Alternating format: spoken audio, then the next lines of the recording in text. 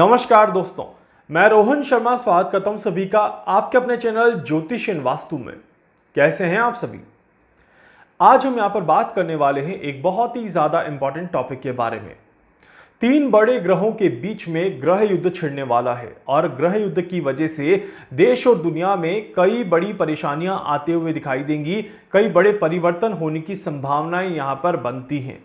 ग्रहों के बीच में ये जो ग्रह युद्ध छिड़ेगा, इसका प्रभाव देश और दुनिया के साथ साथ हमारे जीवन के ऊपर भी पड़ता हुआ नजर आएगा। एक चीज मैं आप सभी को एक्सप्लेन कर देता हूं कि मैं किसी भी तरह के विश्व युद्ध की बात नहीं कर रहा, मैं वर्ल्ड वॉर की बात नहीं कर रहा।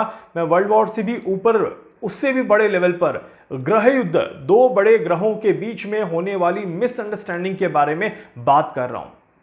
अब मिसअंडरस्टैंडिंग कैसे होती है, क्या कुछ होता है, क्या इक्वेशंस बनती हैं, उसको पहले थोड़ा सा आप समझ लीजिए, जिससे कि आपको ये समझ में आए कि ये घटनाएं क्यों होने जा रही है। देखिए, जब भी आप किसी के घर में जाते हैं, मेहमान बनकर आप किसी के घर में जाते हैं और वहां पर आप अपने आप को बड़ा समझने लग जाएं, तो जिसका घर है वो मालिक क्या होगा, आपसे थोड़ा सा परेशान हो जाएगा, आपसे थोड़ा सा चिड़चिड़ा सा व्यवहार करने लगेगा। उसके और आपके बीच में मतभेद होना शुरू हो जाएगा और यही मतभेद कहलाता है ग्रह युद्ध। कुछ इसी तरह की परिस्थिति जो है वो निर्माण होने जा रही है देवगुरु बृहस्पति के, शुक्र देव के और बुध देव के बीच में। और इस परिस्थिति में कई सारी परिस्थितियां और ज्यादा यहां पर विचलित करने वाली रहेंगी। 5 ग्रह अगर हम देखें मुख्यतः, तो मंगल, बुध, गुरु, शुक्र और शनि, ये 5 ग्रह जो हैं, ये जब एक लाइन में आ जाए, एक लाइन में आने के बाद जब इस तरह का ग्रह युद्ध छिड़ जाए तो स्थितियां और भी ज्यादा परेशान करना शुरू कर देती है। और आज अगर आप ग्रहों की स्थिति देखेंगे तो कुंभ राशि से लेकर के वृषभ राशि तक कुछ इसी तरह की इक्वेशंस यहां पर दिखाई देती हैं। 23 मई 2024 ये वो दिन रहेगा जब शुक्र देव और देवगुरु बृहस्पति समान अंशों पर वृषभ राशि में एक दूसरे से मिलते हुए नजर आएंगे। ऐसा लगेगा कि दोनों जने बहुत ज्यादा घनिष्ठ व्यवहार यहां पर कर रहे हैं, बट ये घनिष्ठ व्यवहार कहीं ना कहीं थोड़ी सी परेशानी क्रिएट करता हुआ नजर आएगा। इस तरह के योग बनते हैं। ये जो मूवमेंट बनेगा ये ट्रिगर करेगा सूर्य ग्रहण की इक्वेशन को। देखिए, सूर्य ग्रहण का प्रभाव जुलाई के महीने तक रहने वाला है। 8 अप्रैल 2024 को सूर्य ग्रहण हुआ था और अप्रैल का महीना, मई का महीना, जून का महीना और जुलाई का महीना सूर्य ग्रहण के प्रभाव देखने को मिलेंगे ही मिलेंगे। इसमें कोई दो राहें नहीं दिखाई देते। इस वजह से ये दोनों ग्रह शुक्रदेव और बृहस्पति जी जब साथ में यहां पर मिल रहे हैं तो वहां पर डेफिनेटली कॉन्फ्लिक्ट वाली सिचुएशन तो बनती ही बनती है। और इस सिचुएशन की वजह से 2 देशों के बीच में कहीं ना कहीं वॉर जैसी इक्वेशन यहां पर वापस से खड़ी हो जाती है। ईरान की तरफ फिर कोई और हलचल होते हुए नजर आएगी। ईरान और इजराइल के बीच में किसी तरह की कोई हलचल हो सकती है। इस तरह के योग यहां पर बड़े लेवल पे दिखाई देते हैं। इसके अलावा अगर हम यहां पर ध्यान से देखें तो ये इक्वेशन जो रहेगी, इसमें बुधदेव अपना योगदान कैसे दे रहे हैं उसको भी समझ लेते हैं। बुधदेव यहां पर 4 जून को अपना काम करेंगे। 4 जून 2024 ये वो दिन रहेगा जब देवगुरु बृहस्पति और शुक्रदेव वृषभ राशि में ही समान अंशों पर एक दूसरे से मुलाकात करेंगे।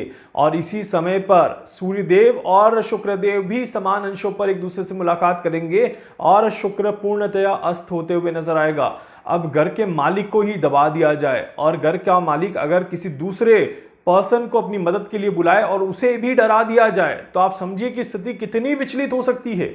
यही स्थिति गुरु और सूर्यदेव मिलकर के शुक्र और बुध के साथ शुक्रदेव के घर में ही करते हुए नजर आ रहे हैं। और इस वजह से अच्छी चीजें बाहर निकल पाना बहुत मुश्किल दिखाई देता है। ये समय एक बहुत बड़ा कष्टकाल लेकर के आ रहा है, ये बात बिल्कुल क्लियर दिखाई देती है। इस योग के बारे में, चतुर्ग्रही योग के बारे में मैं और आगे डिटेल में चर्चा करूंगा एक स्पेसिफिक वीडियो में। आज मैं थोड़ा सा अलग टॉपिक को लेकर के चल रहा हूं और देश और दुनिया की घटनाओं का इस ग्रह युद्ध के साथ क्या निर्माण हो रहा है इसको समझाने की कोशिश कर रहा हूं। तो सबसे पहली चीज, इस पूरे ग्रह युद्ध का एक प्रभाव तो बहुत क्लियर देखने को मिलेगा कि यह मौसम में बड़े बदलाव लेकर के आएगा। नक्षत्रों की गणनाओं को और राशि की गणनाओं को जब देखा जाए तो ये कहते हैं कि ये क्रांति का समय होता है और ये क्रांति आकाश पृथ्वी, वायु और जल और अग्नि सभी को प्रभावित करती है।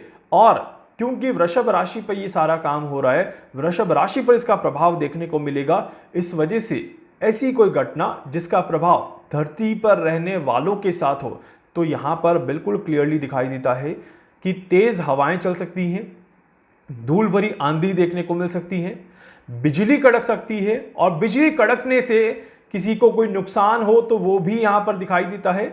और ये by end of the May और जून के महीने में इस तरह की घटनाएं होना स्वाभाविक है, ये होगी ही होगी, इस तरह के योग दिखाई देते हैं। इस वजह से बिल्कुल बिल्कुल क्लियर है कि कहीं ना कहीं कोई बड़ा नुकसान यहां पर दिखाई देता है।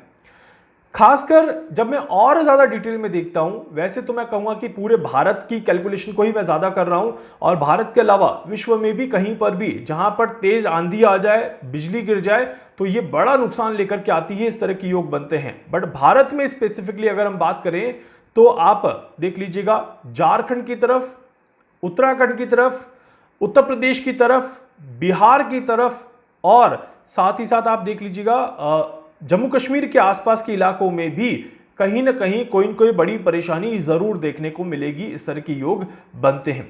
मौसम का प्रभाव, स्पेशली मौसम की बात करूं मैं तो बिहार, झारखंड, उत्तराखंड और उत्तर प्रदेश के आसपास के एरिया में ज्यादा रहेगा। खासकर यहां पर अगर ध्यान से देखा जाए तो वो सभी जगह जहां पर अभी कहीं ना कहीं ज्यादा गर्मी हो रही है और मौसम में बदलाव, लू और धूल भरी आंधियां चलना शुरू हो रही है, वहां पर यह समय थोड़ा सा ज्यादा विचलित करेगा। इस तरह के योग बनते हैं।